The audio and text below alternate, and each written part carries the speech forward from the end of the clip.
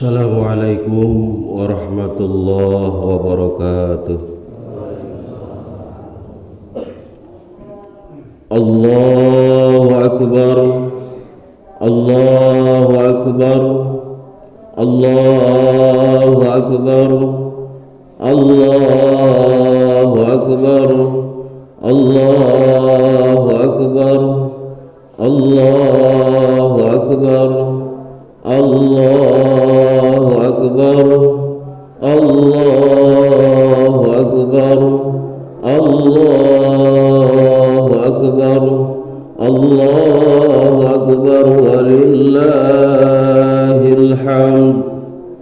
Alhamdulillah, alhamdulillahi rabbil alamin, wal 'aqibatu lil muttaqin, ولا عدوان إلا على الظالمين. أشهد أن لا إله إلا الله وحده لا شريك له الملك الحق المبين، وأشهد أن سيدنا محمدا عبده ورسوله الصادق الوعد الأمين. اللهم صل وسلم على سيدنا محمد وعلى آله وأصحابه أجمعين.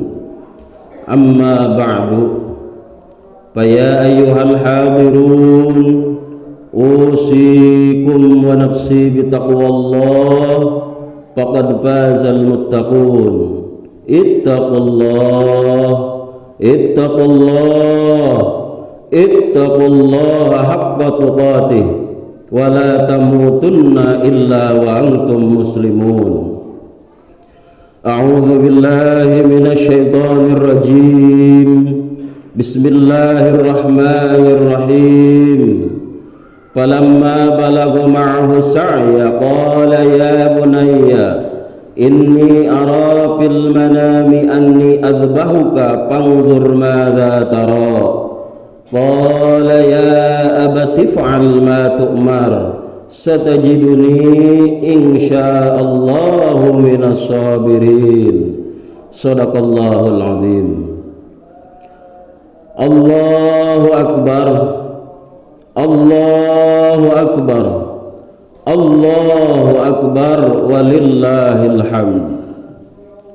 Hadirin rahimakumullah, satu tasna urang nyandingkeun puji ka Allah Rabbul Izzati, nyanggakeun puja ka Allah Azza wa Jalla. Dilajeng urang ngadoa mugia salamina rahmat miwah kawilujengan masih ngucur ka sang panutan alam, panutan urang sadayana, junjunan Kanjeng Nabi Muhammad sallallahu alaihi wasallam, ka keluargina oge ka para sahabatna, tug dugi ka urang salaku umatna nu urang tepetot-petot ngadoa mugia urang sadaya kenging syafaatul uzma ti mantena jaga. Amin ya Allah ya rabbal alamin. Allahu akbar, Allahu akbar, Allahu akbar, walillahil hamd. Salajengna khatib sejawasiat khususna ka pribadi khatib, umumna ka sadaya jemaah, mangga urang sami-sami ningkatkeun katakwaan urang sadayana ka Allah Ta'ala, kalayan takwa anu saleres-resna, takwa anu pinuh ku harti, takwa anu sanggup nyumponan dawuh Gusti, takwa anu sanggup nyangajauhan cegahan tur larangan Allah Rabbul Izzati, takwa anu bisa nimbulkeun tambahna pangarti, pikeun salawasna nyaliksik diri, sangkan hirup jadi ati-ati dina babakti ka Gusti nu Maha Suci. Oge takwa anu bisa mawa kana kasalametan rejeung kabagjaan di dunia rawu akhirat alam anu langgeng abadi. Mudah-mudahan urang sadayana janten insan-insan anu salawasna ngajaga parentah-parentah Gusti tur ieu katakwaan sing janten baju urang dina kahirupan sadinten tur bisa nyandak keselamatan urang jaga di yaumil jaza. Amin ya Allah ya rabbal alamin. Allahu akbar, Allahu akbar, Allahu akbar, walillahil hamd.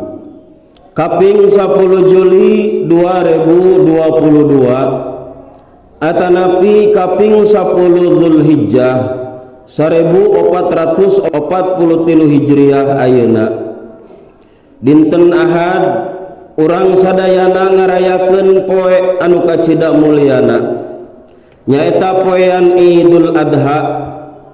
Idul Adha teh asal kecap tina udhiyah atanapi mun bahasa Sunda nama ingon-ingon anu dipencit dina raraga ngadeukeutkeun diri ka Allah Ta'ala.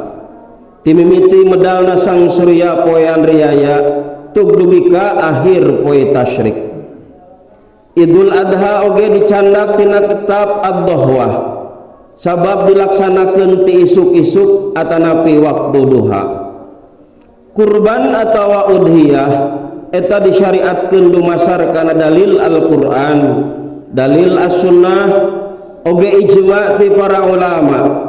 Dasar tina Al-Qur'an nyaeta dauhan Allah Subhanahu wa ta'ala dina surat Al-Kautsar ayat 2, fasalli li rabbika wanhar, prak adegeun salat ku anjeun pikeun pangeran anjeun jeung prak aranjeun kalurban. Ibnu Katsir sareng ahli tafsir liana nyebatkeun yen kecap an-nahru di dieu nyaeta mencit sato kurban. Hal ieu dipikuat ku hadis Rasulullah sallallahu alaihi wasallam anu diriwayatkeun ku Imam Anas radhiyallahu an, kana yudhi bikabsyaini aqranaini amlahaini wa kana yusammi wa yukabbir.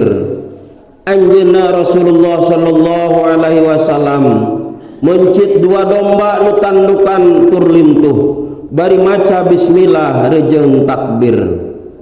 Kitu dasar-dasar hukum ngeunaan ibadah kurban anu kaunggal dina katerangan nu geus jadi kasapukan kaum muslimin ti zaman Nabi sallallahu alaihi wasallam tug dugi ka kiwari. Allahu akbar, Allahu akbar, Allahu akbar, walillahil hamd. Hadirin nu sami-sami miharep ridho Allah.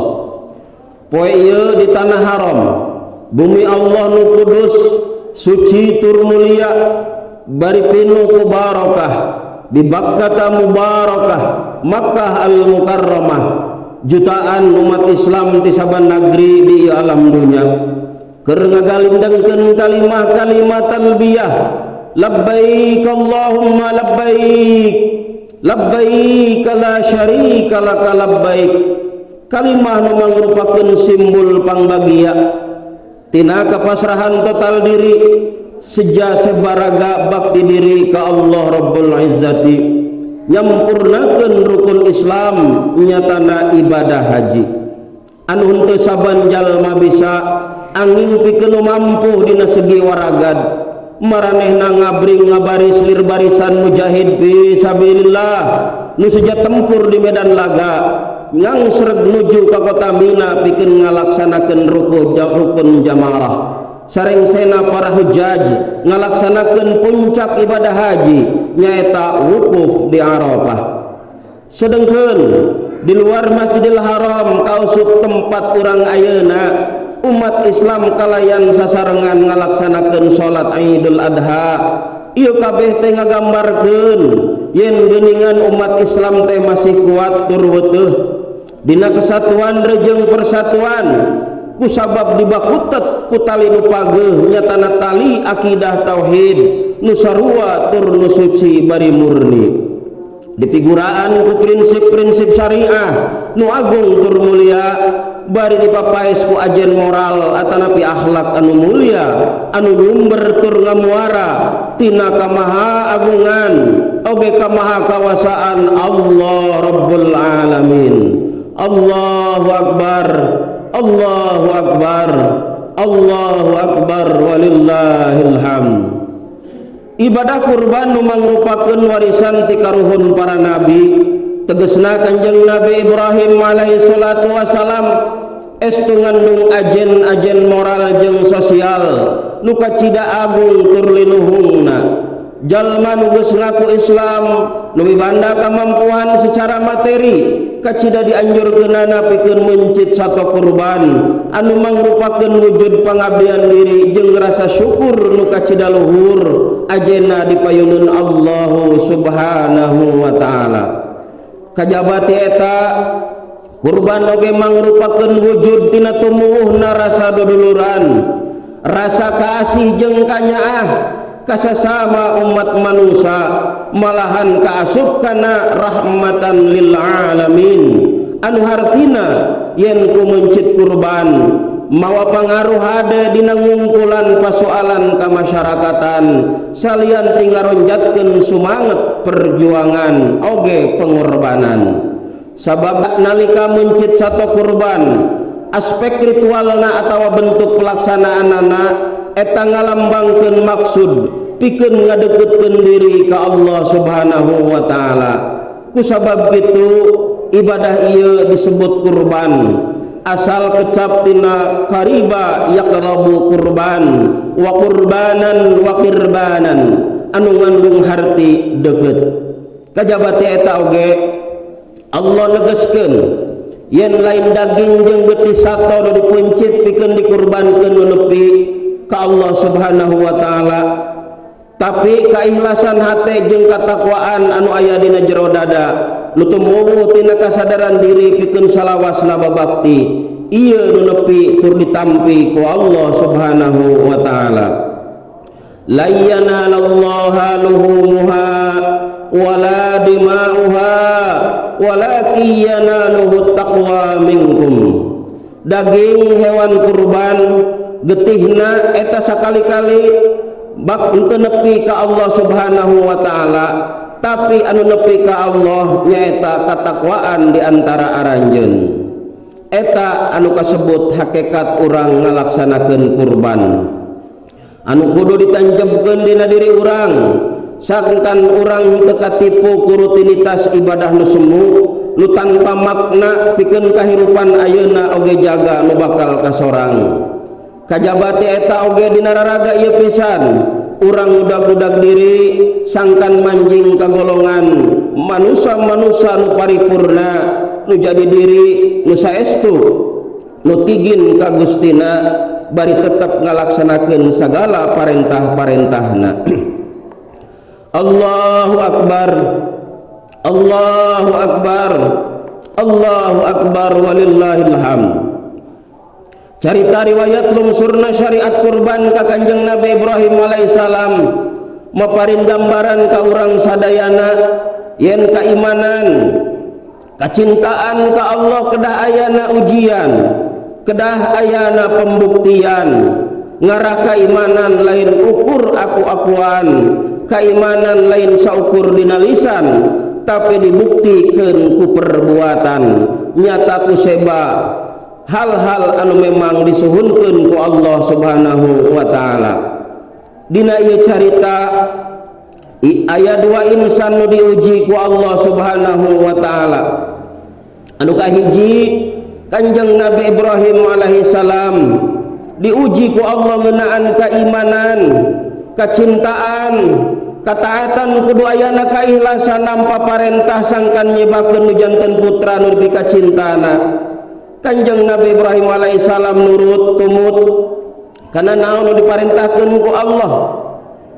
Kacipta ku urang sadayana kumaha buligahna rasa eundeurna keteg jajantung Kanjeng Nabi Ibrahim nalika nampa eta parentah.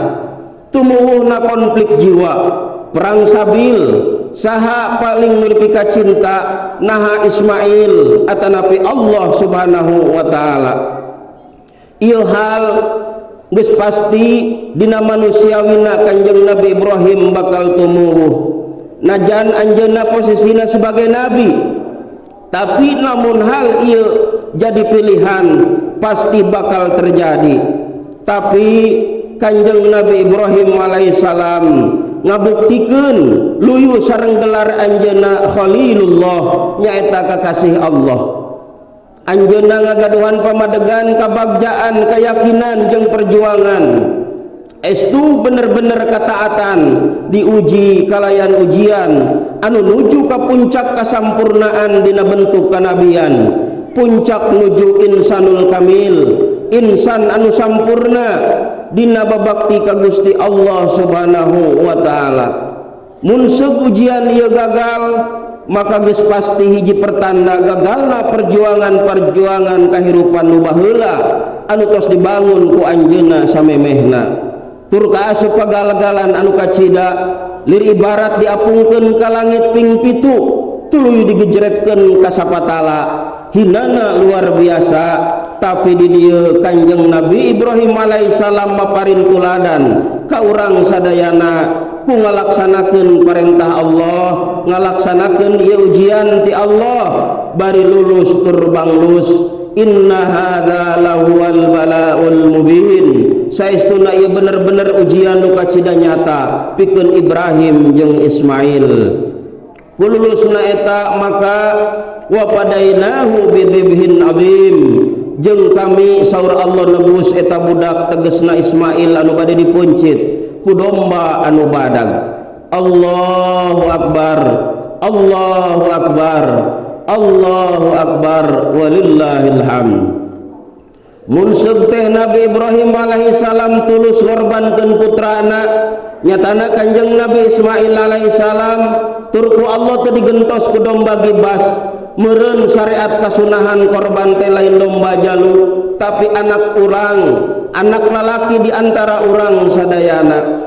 Cacak-cacak ku domba hiji oge geus hese, komo lamun ngurbankeun putra pameget anu dipika meumeut, anu soleh nu bageur, nu salilana jadi buah soca ati paninengan, maka ieu pisan bakal jadi sabilna urang salaku umatna Kanjeng Nabi Muhammad pikeun ngagebrokeun kurban putra urang. Hal ieu bakal terjadi lamun seug memang ku Allah teu digentos naon Nabi Ismail ku bentuk domba gibas. Lulusna Kanjeng Nabi Ibrahim alaihissalam sareng Kanjeng Nabi Ismail alaihissalam ieu teu leupas tina kasadaran kana makna rasa sumrah, sadrah, pasrah kana diri nu kacida jerona, neuleuman kana makna inna lillahi wa inna ilaihi rajiun. Saestuna urang sakabeh teh milik Allah, turnya ka anjeunna urang bakal mulang. Kalayan paham bari ngalaksanakeun eusi tina makna kalimat inna lillahi, maka Kanjeng Nabi Ibrahim alaihissalam sadar yen Ismail putra nu kacida dipika cintana henteu leuwih ukur amanat, ukur titipan ti Allah lain milik anjeunna. Kitu kene Kanjeng Nabi Ismail oge sadar yen dirina teh teu leuwih ukur titipan, ukur amanat Allah teu haya hak pikeun miboga. Gubragna lahir ka alam dunya kalayan kersana Allah, ngajadina hirup di alam dunya oge kersana Allah. Kudua sikap kasadaran ieu nandakeun hiji pangrubanan nu sampurna. Estu ieu teh mangrupakeun pangrubanan nu sajati, nu jadi simbol mulangkeun hak Allah ka Allah, turda milik Allah. Ieu teh makna tina kalimah inna lillahi wa inna ilaihi rajiun. Ku hal eta inna lillahi teh lain tepung nalika dina ka musibahan. Kalimat innalillahi diucapkeun nalika aya anu mupus atanapi anu ninggal di antara urang, tapi salaresna hakikat innalillahi wa inna ilaihi rajiun teh kedah jadi cecepengan prinsip hirup urang sadidinten. Sabab naon nu aya di dieu urang sagalana oge milik Allah Subhanahu wa taala. Ku hal eta teu aya hiji hal oge nu leungit ti duanana ku ngalaksanakeun pepencitan sato kurban, sabab asalna oge maranehna henteu mibandana naon, pon kitu keneh dirina sorangan. Salajengna ujian anu kadua pikeun Kanjeng Nabi Ismail alaihissalam diuji tina kasabaran yen dugi ka mana anjeunna nurut tumut dina babakti kanu janten sepuh. Hal ieu kacida badag pelajaran pikeun urang sadayana tur kudu jadi tuladan urang sadayana. yen urang teh dina raraga babakti ka sepuh urang kudu tohpati jiwa raga komo hal eta teh mangrupakeun parentah nu maha kawasa. Ieu hal kudu jadi tuladan, kudu jadi pelajaran kangge urang sadayana, kudu nyeureurkeun introspeksi muhasabah diri nepi ka mana urang babakti ka janten ibu sareng rama. Sabab ieu dicontohan ku Kanjeng Nabi Ismail alaihi salam, lain materi, lain unggul materi anu digebrokeun, najan pati rela disanggakeun pikeun naon anu jadi kahoyong ibu sareng rama. Urang ayeuna taros naha urang loba babakti atanapi nganyeri ka ibu oge ka rama. Naha ayeuna urang merhatoskeun ka anjeunna, nahar loba tamelar ka aranjeunna. Sok ayeuna urang emutan, sabab eta teh bentuk pembaktian urang, bentuk urang ngurus aranjeunna. Baheula urang alit diurus ku aranjeunna, ayeuna urang balik ngurus aranjeunna. Ulah sampai ka naon anu jadi jasa orang tua baheula dipopohokeun ku sabab urang ayeuna geus boga urusan rumah tangga. Awas eta pisan anu bakal jadi gogoda atanapi ujian urang dina raga urang babakti. Kadang loba jalma ngutamakeun rumah tanggana, ngutamakeun anak bojona, bari nu utama mopohokeun ibu sareng rama.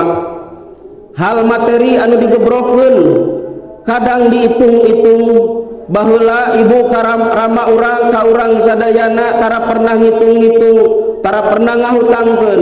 Tapi naha ketika urang ayeuna ka ibu ka rama nalika butuh kana bantuan urang sok jadi utang piutang. Hal ieu kudu dirobah ku urang sadayana, sabab jasa orang tua urang sadayana teu bisa diukur ku materi. Lamun urang ayeuna ngahutangkeun 1 juta 2 juta artos sakitu moal bisa ngabales jasa ibu sareng rama, maka lamun urang ayeuna ngahutangkeun naon anu jadi pangabutuh ibu sareng rama kacida pisan anak teu boga rasa rumasa. Sok robah ti ayeuna urang contoh Nabi Ismail, lain wungkul materi anu digebrokeun najan pati disanggakeun ka ibu oge ka rama.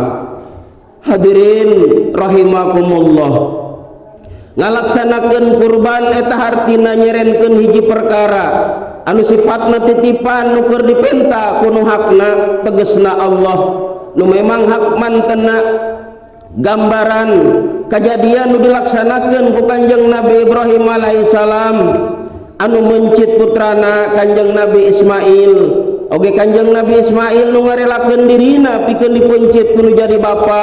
Ieu lain hartina Kanjeng Nabi Ibrahim ngorbankeun putra nu teu puguh-puguh. Oge Kanjeng Nabi Ismail ngorbankeun jiwana nu ambuh-ambuh. Tapi duanana mere gambaran ka urang sadayana hiji pelajaran nu agung, tegesna aranjeunna keur mulangkeun hak Allah anu dititipkeun ka aranjeunna. Tegesna Kanjeng Nabi Ibrahim mulangkeun hak Allah nu diamanatkeun ka anjeunna ku cara ngalepaskeun, naklukkeun jeung ngalawan pasipatan mentingkeun diri pribadi. Sedengkeun Kanjeng Nabi Ismail ku cara nundukkeun rasa mibanda ka diri. Hadirin rahimakumullah, rasa miboga anak mibanda diri pribadi eta kabeh mangrupakeun sikap mentingkeun diri pribadi, sikap egois. Malah munsuk dititenan disabudeun urang, malah tenutup kemungkinan diri urang sorangan. Sikap mentingkeun diri teh kalayan sadar atawa teu sadar estu pirajeunun henteu pageuh. Loba nu jadi bukti yen hiji jalma kaentepan penyakit mentingkeun diri pribadi kayaning maksa mirusahak batur, nganyeri baraya, tatangga cawadan, pakia-kia dina kahirupan, asal diri bungah najan batur susah, asal tujuan kahontal najan batur dirugikeun. Jeung sabangsana kaasup simbol-simbol status sosial anu kacida glamorna ti kawit pakaian, mobil, imah, gaya hidup, karir, pangkat jeung masih rea deui dina kahirupan urang. nu ieu kabeh teh mangrupakeun i'tibar yen geuningan loba keneh pasipatan sato nu kudu diparencitan, anu kudu dikurbankeun, anu kudu dibersihkeun dina diri urang demi ngawujudna diri urang teh inna lillahi wa inna ilaihi rajiun. Kantun ayeuna taros ka diri urang masing-masing. Nah sanggup urang mencitan sifat jeung sikap nu goreng patut nu untuk page di diri urang. Nah sanggup urang mencit pasifatan sato nu nempel page di diri urang. Mangga kantun manahan ku urang masing-masing nu hasilna bisa mawarobah kana sifat jeung sikap nu salawasna ngamalkeun konsep inna lillahi wa inna ilaihi rajiun. Mun segurang ngarasa bagja boga kandaraan alus imame wahar taloyulaya pangkat jabatan luhur bari sok urang kuciwa aral subaha mun segiji mangsa naon dipibanda ku urang teh ilang leungit misalna direbut ku batur jeung cabajabana maka mun seug kieu kayaanana maka urang kaasup can lulus dina ujian kahirupan can asup kana konsep inna lillahi wa inna ilaihi rajiun. Sabab mun segurang kitu ieu hartina urang berat keneh kadunyaan sok padahal dunia barana nu dipibanda ku urang eta teh amanat Allah nu Maha Kawasa nu hiji mangsa bakal dipenta bari disuhunkeun sok pirajeuneun tara bebeja.